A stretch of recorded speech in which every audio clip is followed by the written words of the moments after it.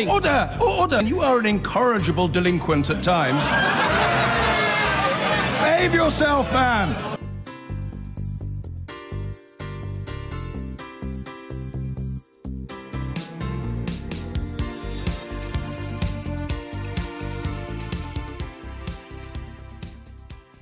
Hello and welcome to the London part of the show. I'm Jo Coburn. I'm joined for the duration by Siobhan McDonough, Labour MP for Mitcham and Morden, and Paul Scully, Conservative MP for Sutton and Cheam. Welcome to both of you. Welcome. I want to start with gun crime in the capital. It's gone up significantly over the last 3 years, by 44% in fact. That's according to a London Assembly Police and Crime Committee report published this week, which also found that both offenders and victims of gun crime are getting younger. How aware, Paul, were you of the fact that gun crime has gone up by quite a large percentage? Yeah, I wasn't aware of the exact statistics and the big jump, and I think one of the things that comes out of the report is the fact that we just don't know how many guns are on the street, and I was quite surprised as well about how many gun crimes weren't actually to do with gang crime. I think it's 50% of gang crime, which leaves half that are not. Right. What needs to be done? Well, I think we need to encourage families and neighbourhoods to say when they think there's a gun available, because often people know but they're too frightened to inform the police or don't feel they should. We need to break that down. I think that schools need to be really on their guard, you know, whether they've got the knife archers, because... What, do you think guns in schools? Well, I imagine that does happen if the age of the people getting involved is getting ever younger. I mean, their kind of older brothers, counterparts are using them because they think they're people who won't be detected. I mean, is this a lack of intelligence by the Metropolitan Police here? I think a lot of it is that guns are coming through things like the dark web and these kind of things. So it's really tough in terms of the new technology, being able to access guns. So you've got amnesties and the like, but they tend to just come up with the trophy guns and those kind of things, rather than the stuff that's actually used in crime. Right, but I wonder what is driving this, because, I mean, it's in the last few years, and to some extent the UK has been protected because it's an island, so it hasn't been as able to get, you know, for criminals to actually get guns onto the mainland. What's changed, do you think? I think it's just accessibility, either by the web, by people coming and going, by cheaper, easier public kind of transport access through the tunnel or by plane or whatever. It's there, and perhaps people feel that they escalate upward from knives, and it's the path that you go down to. Is this going to be similar to knife crime in the sense that there's going to be this spiral effect of people thinking they need to protect themselves, if it's not just gang-related, for example, and that then they're going to be even more in its circulation? Well, that's why I think the report is timely, because what we need to do is lay out the facts for the Mayor. The Mayor needs to take a lead to actually get the intelligence so that we don't get to the point when it's like it's the choice to carry a gun. This is a really serious issue, so I don't want to make a cheap political point. But you do need the police. You need your specialist police in order to do this work, don't you? And at a time when our numbers are going down of police on the streets, and particularly PCSOs, who are often the people that residents are happy to speak to, build a relationship up with. You need to build confidence to have those networks. It's about intelligence, but police numbers in London have been reasonably static, but also it's given that extra funding to... We've been giving extra funding to cyber, and it is then extending that to analysis of the dark web and those sort of approaches of access to guns. But what if there aren't enough police officers being the eyes and ears on the ground, as Siobhan is suggesting? Then isn't that going to exacerbate the problem? Well, it's certainly going to exacerbate intelligence gathering, and I think Siobhan and I would actually agree that we do need more police on the street, that we want to make sure that we've got everything in place to have those eyes and ears. All right, let's leave it there. When you think of a prefab home, the image of post-war homes comes to mind. They became synonymous with bad housing. But could a new generation of prefab homes, manufactured with precision in factories, be an answer to London's housing shortage? Bhavani Vaddi reports. Lorraine Mendonça has been waiting for suitable housing for nearly 2 years. In the meantime, sharing this studio flat in Mitcham with her 17-year-old daughter has been difficult. Cramped, very cramped, and depressing. She studies late at night, and if I have to get up at 6 o'clock in the morning to go to work, so it's pretty hard. Like I said, there's no space for anything. As you can see, I've got bags and boxes everywhere. Down the road from Lorraine, could this development provide the solution to building housing quickly?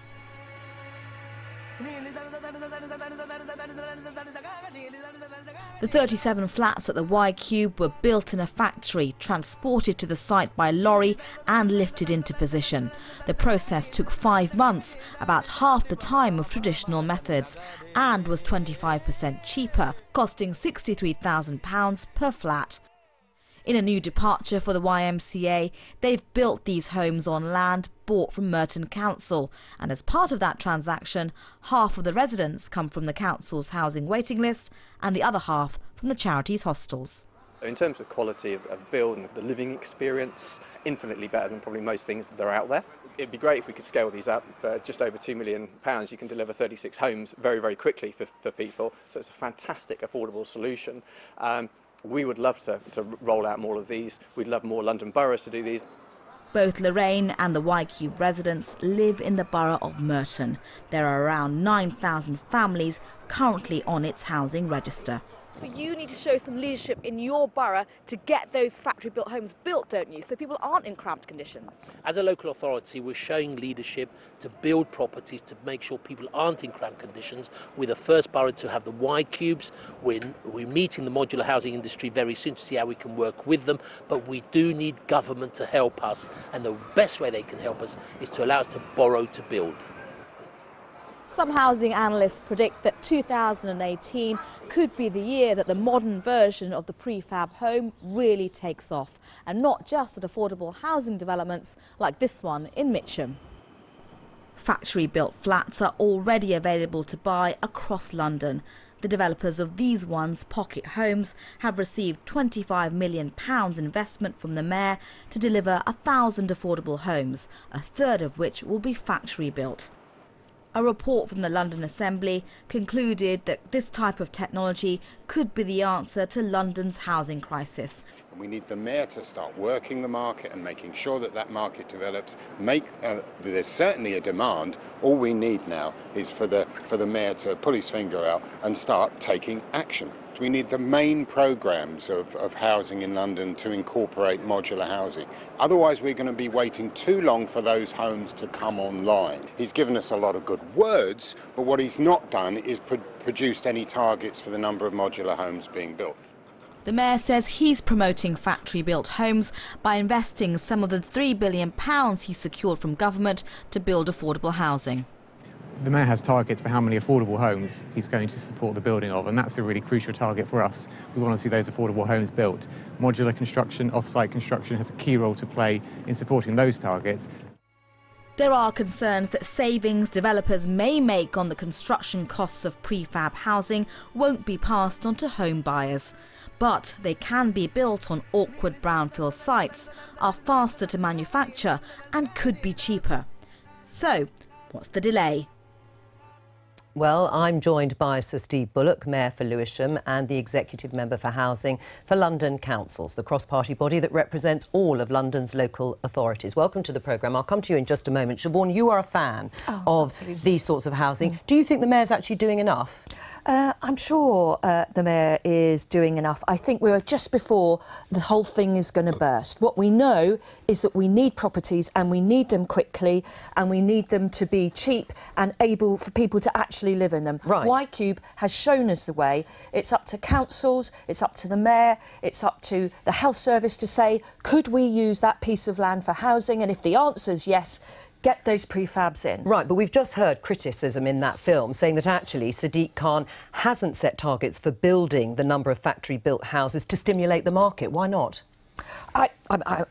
Maybe Steve is aware of why, but there's nothing stopping local authorities from doing it, and we need direction from government as well. And I believe that your item on this programme is absolutely timely, because I think we're going to see all sorts of interest, not just for rent, but to buy. Right. But, Steve, words aren't enough and rhetoric isn't going to build these houses. Unless there is real demand led by the Mayor, Sadiq Khan, it's not going to happen. The thing with the pre-manufactured housing is that it isn't just the units like the Y Cube or the one that we've done in my own borough, Ladywell Place. It's also increasing the amount of pre-manufactured that is in other forms of construction, because one of the problems we have is we don't have the people to build using traditional methods. But that's because you haven't put in the demand. If the demand was there, then surely the production would follow. What needs to happen is across the country, not just in London, developers, local authorities need to make it clear that we are going to do this so that the factories can be built, can get the order books built up. Right. Well, why aren't they? I mean, everybody is sitting here, I haven't asked Paul yet, saying this needs to be done, it should be done, and yet nobody is actually signalling that they would put either money or resources behind the factory production. Well, hopefully after this piece they will do. I would say to my own council in Merton, please give us some of the sites, let us get started, let the YMCA get started, let commercial developers get started. We want those properties quickly. I mean, in my borough we have 189 families in homeless accommodation. Paul's got, in Sutton's got about 350. You know, those families are crying out for somewhere decent to live. Right. Paul, is this the solution, do you think, to the housing crisis? I mean, they're cheaper, they're quicker to construct, so what's the problem? It's an absolutely important peg in the solution, and commercial organisations are already getting involved. So Pocket Homes, we had in the report there, a school in my area was expanded using modular build. It can actually help in terms of extensions in central London, because you're not disrupting traffic and these kind of things. But in affordability, what we need is actually at the heart of the Mayor's housing strategy. So we do need a far closer, clearer lead from the Mayor to be able to drive modular home as an option. Right, do you agree? There needs to be more of a lead from the Mayor. I think there is a lead from the Mayor. I think if you went down now to City Airport, you would see two houses on one of the kind of modular build houses where he's trying to promote local authorities to do it. He's making money available. We've got to say to local authorities, make it your top issue because there are so many other things going on. But you've also got Transport for London owns a lot of land in London, something like the size of Camden. So he can be taking a lead and showing it. I think Siobhan's taking more of a lead than the Mayor is, frankly. Right, and what about the council? Siobhan says you're not really doing enough, you're not actually putting your money where your mouth is. Far from it. Local authorities, we've heard about Merton, my own, as I say, we've done one, we're going to do two more.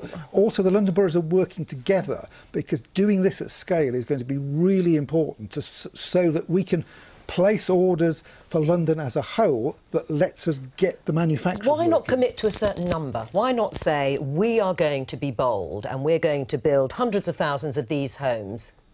I think we are going to build hundreds of thousands. Right. But why don't you commit to it? Saying it doesn't actually work in the way that housing in the UK operates. But is that why we haven't built enough houses of any description? If government were to say we want to build 10,000 of these units and we will say to the factories, build them and we'll allocate them. We know that the government target is 300,000 new houses a year. The last year that we actually provided that number was 1969, just after Cathy come home. But it meant that councils were building, housing associations building, and the private sector was building. So unless we get an opportunity for councils to be able to lift the cap off their borrowing abilities, we're not going to see those sort of numbers. Isn't that the case, that actually if councils were able to borrow large amounts of money to build, then they could take the lead on housing? No, I mean, just take my council. So Sutton Council borrowed 35 million quid, I think it was, to buy an office block in Oxford. We should, if they're going to be borrowing money, they should actually be borrowing it responsibly for infrastructure locally, instead of building a handful of council houses at something like £450,000 a pop. Did you know the councils can go out and they can buy a shopping centre? Yeah, absolutely. But they can't go out and buy and build houses. Well, why can't they do that, Paul? Should they be allowed to do that? It's absolutely right. There are plenty of options for councils to be able to borrow money for local infrastructure. Absolutely not. A council like mine, that's transferred all its stock to a housing association, has no ability to go out and to buy to build. I mean, what's your view on this? I mean, haven't councils got other options that they can deploy to build houses rather than borrowing vast amounts of money on the local taxpayer, perhaps in some cases not always for responsible schemes? I don't know about irresponsible schemes, but there are a variety of things that councils can do, but they're all in different positions. If you have stock, you can borrow against it to some extent, but there's a cap on it. You can try and come up with arrangements where you have housing companies, which the council is involved in. But the key to this, particularly with modular building, is getting people all to accept that this is a change which is happening. There's a perception problem here. My friends from the Institute of Housing Finance were in the Lords last week trying to get this across.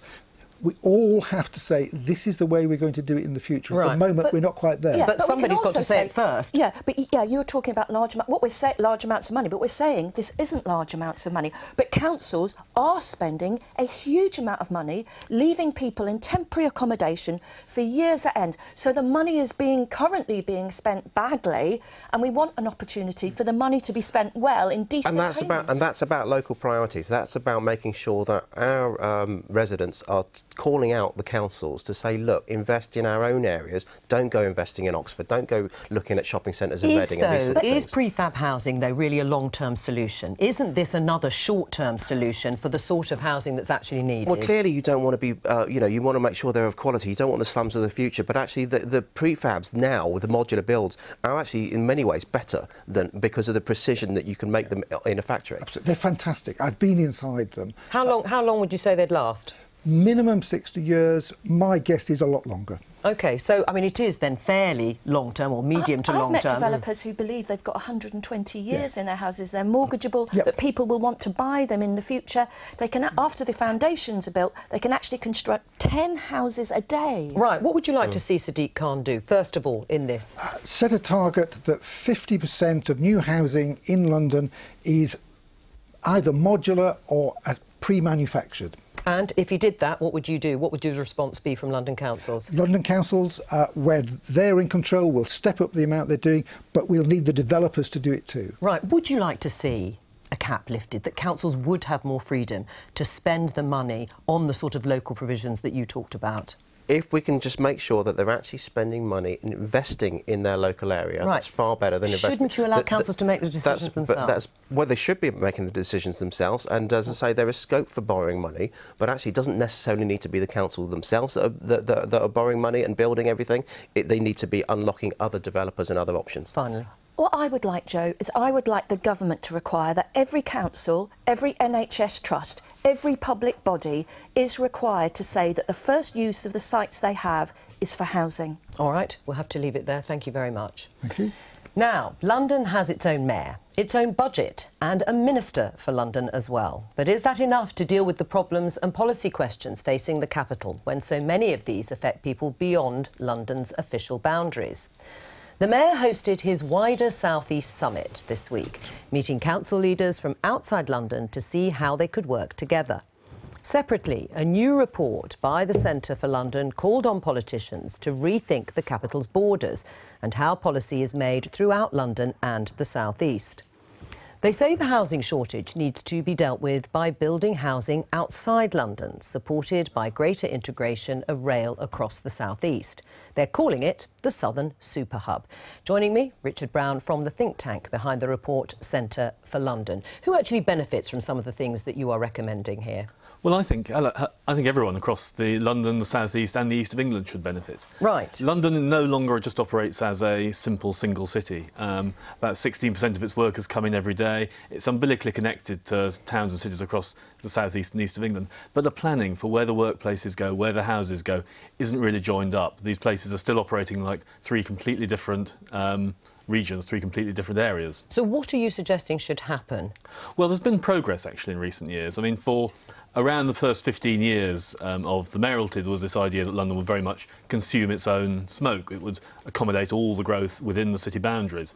And the cracks have been showing in that, because you've seen a growth in commuting, more and more people moving outside, and that's causing problems in towns and cities outside London. So the new mayor has set out a plan that says a lot more about collaboration across the South East. He's actually hosting a wider South East summit with leaders from a lot of those councils, but we think it needs to go further. Rather than just occasional pieces of ad hoc cooperation and regular meetings, there really needs to be a shared understanding of how is this part of the country, which creates about half of the UK's wealth, how is this part of the country going to grow? It makes sense on the face of it, except, of course, if you look at the politics behind it. And quite often we are talking about Labour-controlled councils in the centre of London and Tory councils on the outside, and they don't always work well together within London. So why would they on the outer London and beyond?